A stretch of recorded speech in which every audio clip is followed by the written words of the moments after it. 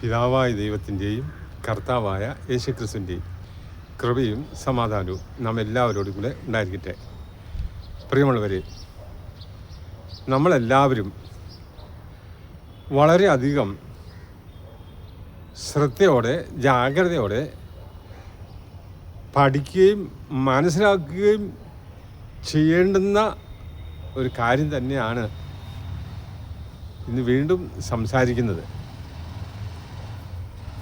നമ്മൾ ഭൂരിഭാഗം ആളുകളും എന്ത് ചെയ്യുന്നോ അതായിരിക്കും ശരിയെന്ന് വെച്ച് നമ്മൾ മുന്നോട്ട് പോയാൽ നമ്മൾ ചെന്നെത്തുന്ന സ്ഥലം നരകമായിരിക്കും. കാരണം പാപികളെല്ലാം ചെന്നെത്തുന്നത് അവിടെയാണ്. അതുകൊണ്ട് എല്ലാവരും ചെല്ലുന്നിടത്ത് ഞാനും ചെല്ലട്ടെ എന്നുള്ള വിചാരത്തിലല്ല നമ്മൾ ജീവിക്കേണ്ടത്. സത്യം അറിയണം. തിരുവചനം അങ്ങനെയാണല്ലോ പറയുന്നത്, സത്യം നിങ്ങൾ അറിയുകയും സത്യം നിങ്ങളെ സ്വതന്ത്രരാക്കും. അതുകൊണ്ട് ഇന്ന് നമ്മൾ ചിന്തിക്കേണ്ട പ്രധാനമായൊരു വിഷയം, ആരാണ് ദൈവം? അപ്പോൾ നമുക്ക് ഏറ്റവും വിശ്വസിക്കാവുന്ന വിശ്വസ്തനായ നമ്മുടെ എല്ലാവരുടെയും രക്ഷിതാവും കർത്താവുമായ യേശു കർത്താവ് നമുക്ക് പറഞ്ഞു തന്നിരിക്കുന്നത് ഒറ്റ ദൈവമേ ഉള്ളൂ എന്നാണ്. ഏക സത്യദൈവമായ അങ്ങേയും അങ്ങയച്ച യേശു ക്രിസ്തുവിനെ അറിയുക എന്നതാണ് നിത്യജീവൻ. അത് നമ്മുടെ കർത്താവ് പറഞ്ഞതാണ്. ഇനി ദൈവം തന്നെ പറഞ്ഞത് പഴയ നിയമകാലത്ത് യേശുക്രിസ്തുവിൻ്റെ പരസ്യത്തിന് മുമ്പുള്ള കാലഘട്ടങ്ങളിലൊക്കെ പറഞ്ഞത്, ഞാൻ അല്ലാതെ വേറെ ദൈവമില്ല, വേറൊരു പാറയുമില്ല, ഞാൻ ആരെയും അറിയുന്നും ഇല്ല എന്ന് അനേകമിടത്ത് പറഞ്ഞിട്ടുണ്ട്. പിന്നെ സീനായി മല വെച്ച് മോശയ്ക്ക് കൊടുത്ത 10 കൽപ്പനകളിൽ ഒന്നാമത്തെ കൽപ്പന, നിൻ്റെ ദൈവമായ കർത്താവ് ഏക കർത്താവ്, ഞാനല്ലാതെ വേറെ ദൈവം നിനക്ക് ഉണ്ടാകരുത്. അതാ അന്നും ഇന്നും ഈ കൽപ്പന നമ്മളെല്ലാവരും വായിക്കുകയും പ്രമാണിക്കുകയും ഒക്കെ ചെയ്യുന്നുണ്ടെന്ന് അഭിമാനിക്കുന്നവരാണ്. ഈ പഴയ നിയമകാലത്ത് പ്രവാചകന്മാർ പ്രസംഗിച്ചതും ഏകദൈവത്തെക്കുറിച്ചാണ്. ഇനി ദൈവം പറഞ്ഞു, പ്രവാചകന്മാർ പറഞ്ഞു, യേശു കർത്താവ് ലോകത്തിൽ വന്നിട്ട് പറഞ്ഞു ഒറ്റ ദൈവമേ ഉള്ളൂ. ഇനി അപ്പോസ്തലന്മാർ പറഞ്ഞതും ഏകദൈവത്തെക്കുറിച്ചാണ്. അതിൽ പ്രമുഖനായ അപ്പോസ്തലനായ പൗലോസ് തിമോത്തിയോസിൻ്റെ ലേഖനത്തിൽ പറഞ്ഞിരിക്കുന്നത് ഇതാണ്, 6-ാം അധ്യായത്തിൻ്റെ 15-ാം വാക്യം. ധന്യനായ ഏകാധിപതിയും രാജാതി രാജാവും കർത്താതി കർത്താവും, താൻ മാത്രം അമർത്യതയുള്ളവനും അടുത്തുകൂടാത്ത വെളിച്ചത്ത് വസിക്കുന്നവനും മനുഷ്യരാരും കണ്ടിട്ടില്ലാത്തവൻ കാണാൻ കഴിയാത്തവനുമായവൻ തക്ക സമയത്ത് ഈ പ്രത്യക്ഷത ഏത് പ്രത്യക്ഷത, തൻ്റെ പുത്രനായ യേശു ക്രിസ്തുവിനെ വീണ്ടും നമ്മുടെ ഇടയിലേക്ക് പറഞ്ഞയക്കും എന്നാ പറഞ്ഞത്. അപ്പോൾ ധന്യനായ ഏകാധിപതിയും രാജാതി രാജാവും കർത്താതി കർത്താവും ഏക സത്യദൈവമായിട്ട് അപ്പോസ്തലന്മാരും പറഞ്ഞു.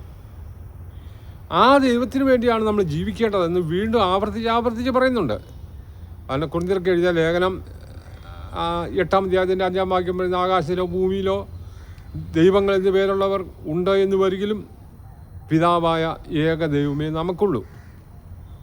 നാം അവൻ അവിടുന്ന് സകലത്തിനും കാരണബോധൻ എന്ന് പറഞ്ഞാൽ എല്ലാത്തിൻ്റെയും സൃഷ്ടാവ് ഉടയവനും എല്ലാം ഒരാൾ മാത്രമാണ്. നാം എല്ലാവരും അവിടത്തേക്ക് വേണ്ടി ജീവിക്കേണ്ടവരാണ്. നാം ജീവിക്കേണ്ടത് പിതാവ് ഏകദൈവത്തിന് വേണ്ടി ജീവിക്കണം. അങ്ങനെ അപ്പോസ്തലന്മാരും പറഞ്ഞു. ഇനി ഒരു കാര്യം കൂടി ശ്രദ്ധിക്കുക, ബൈബിൾ ഉൽപ്പത്തി മുതൽ വെളിപ്പാട് വരെ 66 പുസ്തകമാണ്.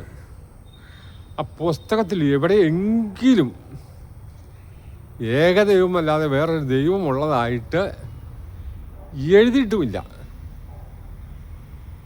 പിന്നെ എങ്ങനെയാണ് ഈ 3 ദൈവം വന്നത്? നമ്മൾ ചിന്തിക്കേണ്ട ഒരു വിഷയമല്ലേ. ഇത് പിശാചിൻ്റെ സൃഷ്ടിയാണ്. ഒരു മനുഷ്യനും ദൈവം ആരാണെന്ന് അറിയരുതെന്നും ദൈവത്തെ ആരാധിക്കരുതെന്നും അതിന് വിരുദ്ധമായി പിശാചുണ്ടാക്കിയ ആ വഞ്ചനയിൽ കുടുങ്ങി മനുഷ്യരെല്ലാം നിത്യശിക്ഷാവിധിയിൽ പോകണമെന്നുള്ള പിശാചിൻ്റെ പദ്ധതിയാണ് പ്രിയരെ ഈ അടുത്ത കാലത്ത്, അഥവാ AD 325 ശേഷം 3 ദൈവങ്ങളുടെ അവതരണം ഉണ്ടായത് എന്നൊരു കാര്യം നമ്മൾ തിരിച്ചറിയണം. അതുകൊണ്ട് 3 ദൈവം ഇല്ല. അത് ഒരിടത്തുമില്ല. ദൈവം പറഞ്ഞിട്ടില്ല, യേശു പറഞ്ഞിട്ടില്ല, അപ്പോസ്തലന്മാർ പറഞ്ഞിട്ടില്ല, ബൈബിൾ ഒരിടത്തുമില്ല. നമ്മുടെ കർത്താവായ യേശു ക്രിസ്തു, യേശു പറഞ്ഞല്ലോ, ഏകസത്യ ദൈവമായ അങ്ങ് അയച്ച യേശു ക്രിസ്തുവിനെ അറിയണം. അപ്പം സർവശക്തനായ സർവാധിപതിയായ ദൈവത്തെ അറിയണം. ഒന്ന്, ആ ദൈവത്തിൻ്റെ സ്നേഹത്തെക്കുറിച്ചും കരുതലിനെക്കുറിച്ചും നമ്മൾ മനസ്സിലാക്കുക. യേശു ക്രിസ്തുവിനെക്കുറിച്ചും അറിയുക. അല്ലെങ്കിൽ പിതാവായ ദൈവത്തെക്കുറിച്ച് മാത്രം അറിഞ്ഞാൽ പോരാ, യേശു ക്രിസ്തുവിനെക്കുറിച്ചും അറിയണം. അപ്പം മനുഷ്യവർഗത്തെ മുഴുവനും പാപത്തിൽ നിന്ന് വിടുവിക്കാനായിട്ടാണ് യേശു വന്നത്. യേശു ക്രിസ്തു ലോകത്തിൽ വന്നില്ലായിരുന്നു എങ്കിൽ യാതൊരു കാരണവശാലും ഒരു മനുഷ്യൻ പോലും ദൈവരാജ്യത്തിൽ ചെല്ലുകയില്ലായിരുന്നു. കാരണം ആദ്യ മനുഷ്യനായ ആദാം തെറ്റ് ചെയ്തു പോയി, പാപം ചെയ്തുകൊണ്ട്. നേരത്തെ വീഡിയോയിൽ നമ്മളൊരു കാര്യം പറഞ്ഞല്ലോ, ആരെ അനുസരിക്കുന്നോ അവനാണ് അവരെ ഭരിക്കേണ്ടത്. ആദവുമായും സർപ്പത്തെ അനുസരിച്ച് ആദ്യം ദൈവത്തിൻ്റെ ജീവൻ അവർക്ക് നഷ്ടമാകുകയും പിശാച് അവരെ ഭരിക്കുകയും ചെയ്തു. അവരുടെ സന്തതി പരമ്പരകളൊക്കെ ആരെയാണോ അനുസരിക്കുന്നത് അവരെ ഭരിക്കും. അതൊക്കെ നമ്മൾ പഠിക്കേണ്ട ഒരു വിഷയമാണ്. അതുകൊണ്ട് നമ്മെ ആര് ഭരിക്കണം എന്ന് നമ്മളാണ് തീരുമാനിക്കേണ്ടത്. നമ്മുടെ ജീവിതത്തിൽ നമ്മുടെ മേൽ ആര് അധികാരം സ്ഥാപിക്കണം? സർവശക്തനായ ദൈവമല്ലാതെ വേറെ ആരും എൻ്റെ മേൽ കർത്തൃത്വം നടത്തരുത്. അങ്ങനെ പിതാവായ ദൈവം പാപത്തിൽ വീണുപോയ മനുഷ്യവർഗത്തെ രക്ഷിക്കാനായിട്ട് അവരെ വീണ്ടും ദൈവരാജ്യത്തിലേക്ക് കൂട്ടിച്ചേർക്കാനായിട്ട് മനുഷ്യൻ്റെ പാപം മുഴുവൻ സ്വന്തം ശരീരം ഏറ്റെടുത്ത് പരിഹാരം വരുത്തി അവരെ ദൈവരാജ്യത്തിൽ തിരികെ എത്തിക്കാൻ മനുഷ്യപുത്രനായ ക്രിസ്തു യേശുവിനെ ലോകത്തിലേക്ക് അയച്ചു. ആ യേശു ക്രിസ്തുവിനെ നമ്മൾ അറിയണം. പിതാവായ ദൈവത്തിൻ്റെ സ്വഭാവം പൂർണ്ണമായി ഉൾക്കൊണ്ടുകൊണ്ടാണ് യേശു ലോകത്തിൽ വന്നത്. യേശു വന്നതല്ല, പിതാവായ ദൈവം അയച്ചതാണ്. ഓർക്കുക, ആ യേശു ക്രിസ്തു ലോകത്തിൽ വന്ന് എല്ലാ മനുഷ്യർക്കും വേണ്ടി യാഗമായി തീർന്നു, പാപത്തിന് പരിഹാരം വരുത്തി. പിതാവായ ദൈവമല്ല മരിച്ചത്. പിന്നെയോ പിതാവായ ദൈവം നമ്മുടെ ഇടയിലേക്ക് അയച്ച മനുഷ്യപുത്രനായ പാപരഹിതനായ ക്രിസ്തുയേശുവാണ് മരിച്ചത്. ലോകത്തിൽ അറിവില്ലാത്ത കുറേ ആളുകൾ പറയും പിതാവ് തന്നെയാണ് കുരിശിൽ മരിച്ചതെന്നും പുത്രൻ തന്നെയാണ് പിതാവെന്നും പിതാവ് തന്നെയാണ് പുത്രനെന്നും കുറേ മണ്ടത്തരങ്ങൾ പറയുന്നുണ്ട്. കാരണം അതങ്ങനെ സ്ഥാപിച്ചെങ്കിൽ മാത്രമേ പിശാചിൻ്റെ പദ്ധതി പൂർണ്ണമാകുള്ളൂ. പ്രിയരെ, നമുക്കെല്ലാവർക്കും ഇവിടെ തിമോത്തിയോസിൻ്റെ ലേഖനം 1-ാം അധ്യായത്തിൻ്റെ 2-ാം അധ്യായത്തിൻ്റെ 5-ാം വാക്യം പറയുന്നത്, ദൈവം ഒരുവനത്രേ, ദൈവത്തിനും മനുഷ്യർക്കും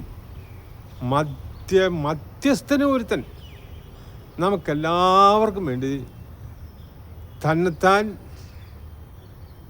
വീണ്ടെടുപ്പിനായി ഏൽപ്പിച്ചു കൊടുത്ത കർത്താവായ യേശു ക്രിസ്തു മധ്യസ്ഥനാകട്ടോ. ഇനി മധ്യസ്ഥൻ എന്ന് പറഞ്ഞാൽ നമുക്കറിയാം, സത്യം മാത്രം പിതാവിൻ്റെ അടുത്ത് ബോധിപ്പിക്കാൻ പിതാവിന് ബോധിച്ചവനും മനുഷ്യർക്ക് ബോധിച്ചവനുമായി ഇടയിൽ നിൽക്കുന്ന ഒരാളാണ് കർത്താവായ യേശു ക്രിസ്തു. മനുഷ്യൻ എന്തെങ്കിലും ആയിക്കോട്ടെ എന്ന് പറഞ്ഞ് പിതാവിൻ്റെ സന്നിധിയിൽ, പിതാവേ അവരെല്ലാം മോക്ഷത്തിലോട്ട് കയറ്റിവിട് എന്ന് പറയുന്ന, മനുഷ്യൻ പറയുന്നത് മാത്രം കേൾക്കുന്ന ആളല്ല യേശു ക്രിസ്തു. അവൻ നീതിമാനാണ്, അവൻ സത്യം മാത്രമേ പറയുള്ളൂ, സത്യമായിട്ടുള്ളത് മാത്രമേ പിതാവിൻ്റെ അടുത്ത് ബോധിപ്പിക്കുകയുള്ളൂ എന്നൊരു കാര്യം പ്രത്യേകം ഓർക്കുക. ഇനി നമുക്ക് അടുത്ത വീഡിയോയിൽ ശ്രദ്ധിക്കാം, യേശു ക്രിസ്തു നമുക്ക് വേണ്ടി എന്ത് ചെയ്യുന്നു എന്നുള്ളൊരു കാര്യം. യേശു ക്രിസ്തു ഒരു കാര്യം പ്രത്യേകം ഓർക്കുക, ഓരോ മനുഷ്യനോടും യേശു ആരാധന ആവശ്യപ്പെട്ടിട്ടില്ല. സകല ആരാധനയും പിതാവായി ദൈവത്തിനുള്ളതാണ് എന്ന് യേശു പറഞ്ഞിട്ടുണ്ട്. അതുകൊണ്ട് വളരെ ശ്രദ്ധാപൂർവം നമുക്ക് അടുത്ത വീഡിയോ ശ്രദ്ധിക്കാം. ദൈവമായ കർത്താവ് ഈ വചനങ്ങളാൽ നമ്മെ ധാരാളമായി അനുഗ്രഹിക്കട്ടെ.